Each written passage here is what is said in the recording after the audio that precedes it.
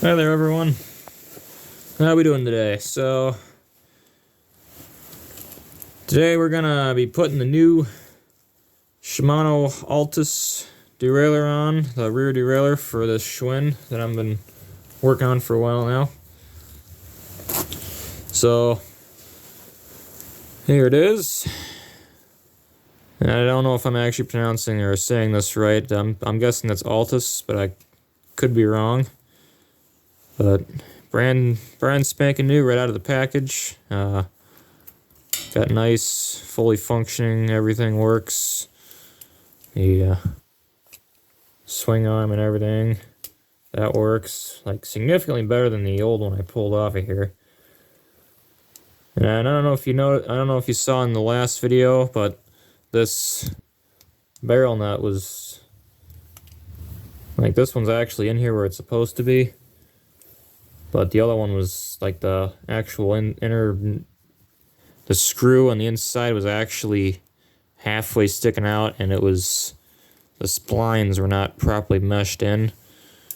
And then the threads, you could tell they were kind of chewed up a little bit. I mean, not terribly bad, but enough to where it wouldn't go back in right properly, so. It's a little tight. Yeah, it should be fine. But yeah, so right now, so we got this derailleur drop bracket, which this is actually a really nice feature on this bike, so I'm glad it has it. Basically, this is a very lightweight aluminum that's, I've been told, is actually designed to keep, and like if your derailleur like torques out, or say like something jams in your derailleur and just stops dead cold. I mean, you got all that torque, you get, it has to go somewhere because torque doesn't just disappear, like, you know, instantly. So it'll actually break this off and save your frame. Like, this will break somewhere back in here because this is actually kind of thin back here, and it's really, like, I've held these before, and they're like really lightweight. It's like you're holding onto a napkin. But this is designed, so basically this screws into here. And then you got your little adjuster screw right here that'll push against this little tang sticking off the bottom to basically adjust exactly where this sits. Because it's going to sit on the bike. See if I can... there's a lot of spring tension there. So it's going to sit on the bike like this, and then depending on where you put that screw will depend on how this...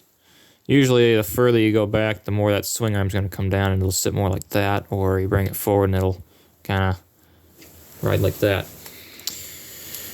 But either way, that's what these are there for. That's what I've been told. But there's also some derailleurs that have like a built-in bracket that comes up, has like a little like hook like that where the axle goes through. But this is just a nice feature. A lot of bikes kind of have like this little bracket, but it's actually built into the frame. But this one's nice to have it off because you don't have to worry about it breaking anything. So we can find the right Allen wrench here. Probably not the right size. Oh! Look at that. It actually, the first one I pulled out is actually the right size. It fits, you know, I mean, it's a little loose, but, you know, actually, not really. Either way. So, right. Okay, derailleur had other ideas. Let's just put it in like this. So we're just gonna, I know it looks like a crazy angle, but I just realized that if I put it down here and try to screw it in, this adjustment screw is like right up against the inner side of the, or the, it's against the outside of the tang, so I gotta bring it up about here and then just start going for it. Just threading right in there, so that's good. Obviously ain't cross-threaded because there's no way it'd be this easy. Yeah, see now it's actually hitting that, so I can go with it right about here. And this will swing either way once I get it in there, so. Alright, I don't know how many pounds or whatever that would be. So we're not really torquing anything, we're just putting it on, so. If there's proper torque specs for these, I'm not following them. I'm just going by feel, but I mean, that feels pretty good. You don't want to over tighten these because, like I say, you're going into a really really lightweight aluminum in the back here, so it's probably not that hard to strip that out. But yeah, that's significantly better than what I had. So that's the install of that. So like I say, it's a, let's see, that would be what, number 5? Yep, so it's going to be a 5mm Allen wrench, or what do you, hex head, whatever you call these things. And everyone's got a different term for them. I've always called them an Allen wrench because that's kind of the term I grew up with. So as far as this line goes, I'm probably going to actually be replacing, oh yeah, we got a little bit of a fray going on there, so I don't know if you can see that at all. Yeah, she's getting a little chewed up and frayed, so that's basically a that's a durability and integrity issue there. So we're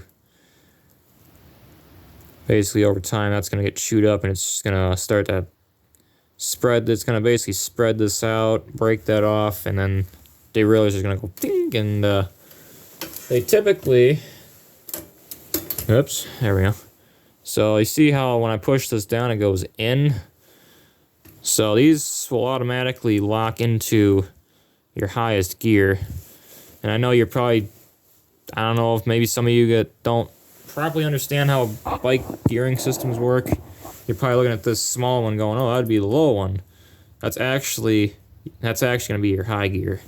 So I know most people know that. I've never met someone who didn't, but in the event that anybody's watching this video and they're thinking that that's actually going to be your low gear, no, the little one, or just think,